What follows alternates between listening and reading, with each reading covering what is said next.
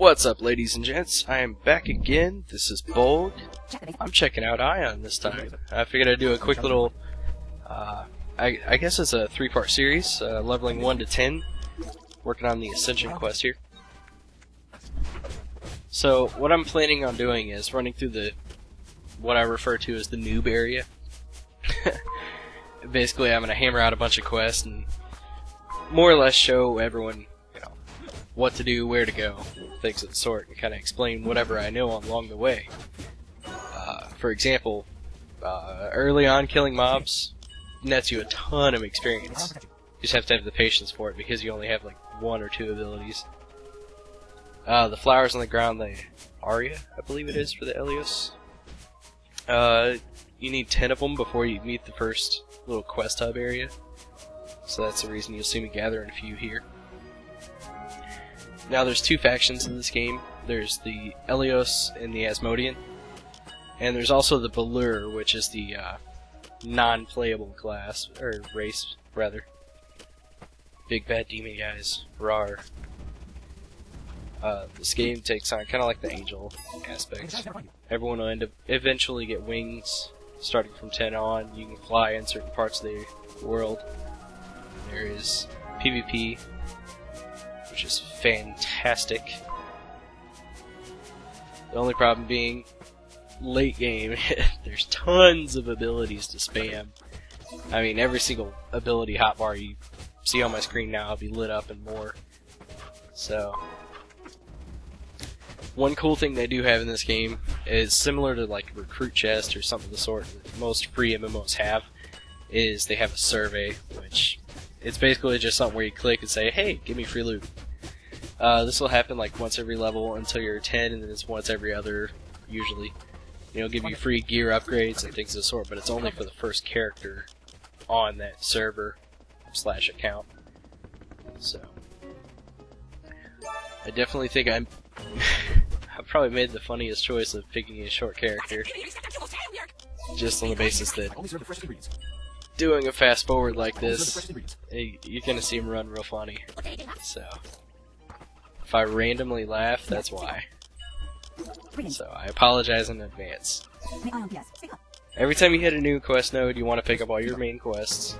Actually, every quest possible, pretty much. You'll notice that any available quest will have a arrow marker above the head. Turn-ins are usually a circle of sorts. And all of them will be marked on the map. If you're eligible to pick them up, they'll be marked. You could be across the world, well, across the zone, rather, and they'll still be marked on your map if they're eligible. So, your first thing is to come out here and kill some, well, you gotta talk to her. I kinda screw up for a second. Try and skip the scene, there you go. I gotta kill some of the birds for meat. You'll see me head over towards the dock afterwards because you gotta kill Braxy and Slinks. Should be 5 of each, I believe. And actually, this is where I'm heading back to the bulwark because usually I pick this up late. So we'll go ahead and get that now. Now you gotta be, I'm trying to be as effective as I can, but it really depends. Because you could be just a few mobs off a level. Well, you might not have the patience to sit around and actually get that level before go back to the quest hub and get all the other stuff done. Alright, here's where we're gonna kill Braxy and Slinks. There you go. Knock him out real quick. Now you'll notice my health is actually going down quite a bit. That's because most mobs in this game, even level or even 1 or 2 under, will actually hurt you. There is a challenge aspect to the game, and that is fantastic. It's not some easy pushover. Wow. Anyway. I'm gonna go ahead here. One thing about the weapons in this game. There are different strike patterns for weapons. For example, swords are a fast weapon with like a medium crit rate. They strike twice in a swing. Whereas a one-hand mace, for example, will be a 3-strike weapon that strikes slightly slower, and it has less crit. So, I'll be moving to the mace. Alright. Now we're going to kill these guys here. While we get the small horn kills, we're going to be looting barrels as well. Go ahead and get those knocked out. We'll have to come back here to kill the Bigfoots. But, like I said, we're just knocking out what we can while we can. Trying to be effective. There's a name mob here. He gave me some name potion that restores health and mana. It's garbage to me.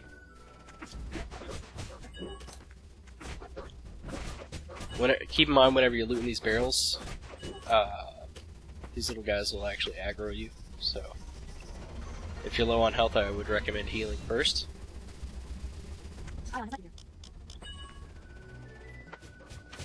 As far as quests are concerned, any of the light blue quests are all considered optional, side quests. All gold are main campaign quests. Unlike most MMOs who have a hard time translating, Aion, I would say, has a very strong storyline. And if you keep up with your campaign quests, you'll really start to see that. So I think that is definitely something I like about this game so far. Look at those legs go. Alright, so here's where we gotta do a little bit of backtrack here. Go back for the Bigfoots, I believe. Hey, yo! Now, mobs will start aggroing from this point on. Bigfoots are probably about the first thing, I believe, or that I know of that actually aggro. And aggro's kind of funny in this game. There's times where you can run really close to a mob that aggroes and he won't. Other times that he just will right away, so I haven't quite figured it out yet. There might be a determination of like sight, sound, some of the sort, as opposed to just a flat-out radius deal. I'll have to ask around and figure that out.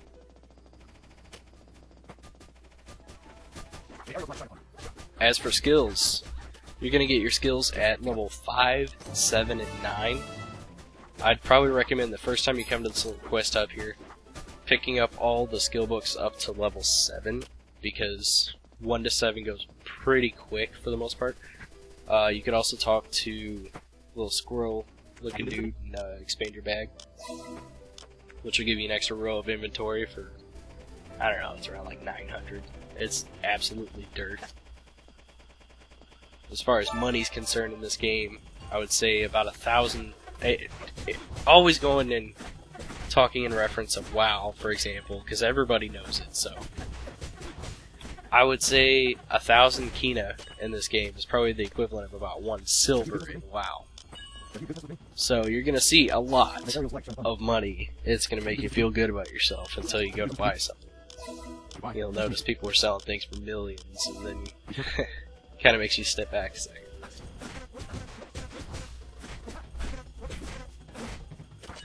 Pretty early on in this game, they kind of let you know with a couple of these quests, not everything's gonna drop off every mob when you need it for a quest. It's gonna have, a little bit of a fight to get the right item to drop, and you gotta put a little time in. Honestly, I think the most grindy part about this game so far is level 1 to 10, because anything past there I've had a blast with. I actually can't stop playing it from my off time. Now all that might change when Guild Wars 2 comes out, but actually it will change. But anyway, for now, this is a really good game to hold over. So if you're looking for that game to kill time and actually have a little fun, Aion. And Aion goes free to play. Forgot to even mention that. Being that it's going free to play, what I'm working with right now is a trial account, and that'll convert to a full when it's free at on the 11th of April. Be careful, our kind is in trouble. Which means I'll get full access to all the stuff. The only limit that I really have right now is I can't talk in world channels, and I I can't go past level 40. But after you hit about 20 in this game, things start to slow down. It turns more MMO feel.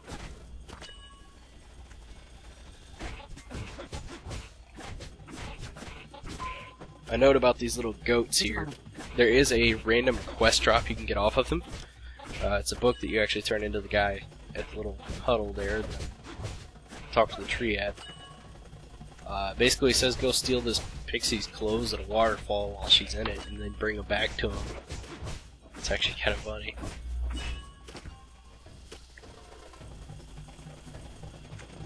But if you don't have the patience to sit around and wait for it to drop, then just move on with your quest. It's not anything big to skip, but there it is. It's a free quest. You can't argue with it. And usually it'll drop within those first, few goats that you actually need to kill.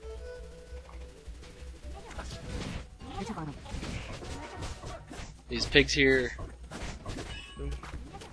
they're easy. You just knock them out on your way over to get in the clothes.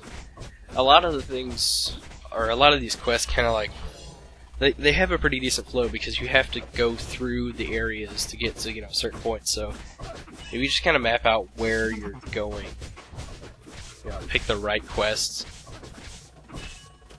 just kind of pick the furthest one and do everything on the way there. Alright, stole the clothes, gonna finish the pigs now.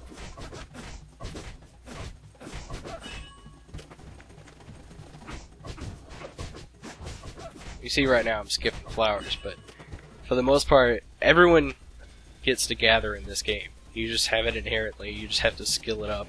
It's actually really important to the storyline because most of your quests require gatherings of sorts, and you usually have to keep on top of it like crazy. So, gather absolutely everything you see, and you might have a high enough skill to keep up with it as far as quests. That's how crazy it gets.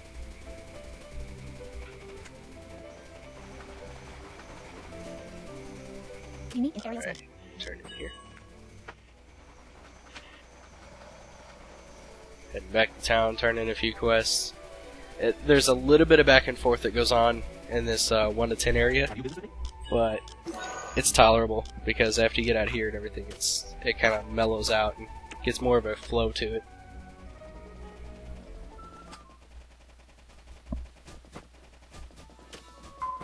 Greetings. As you can see, there's a couple more quests I can pick up just on the basis that, I leveled. But this is going to be the end of the first part. I have 2 more parts coming. If you like the video, comment, subscribe. Recommendations, I'll take them. But until next time, guys, this is Bolg out. Take it easy. Come back anytime.